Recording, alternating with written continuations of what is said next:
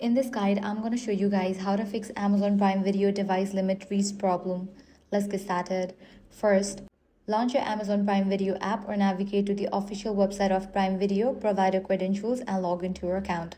After that, click on the profile icon given at the top right. Now navigate to the option account and settings. Now here you're going to find different section. Navigate to the section devices. Here you're going to find all the devices that are linked to your Amazon Prime Video account. If you see a device you no longer use, select it and click Deregister to sign out of it. If the error still appears, restart the device and make sure you are using the latest version of the Amazon Prime Video. First, you can sign out of the Amazon Prime Video app or the web version. Then head over to App Store or Play Store, search for Amazon Prime Video. Once app appears, if you see the option of update, click on it.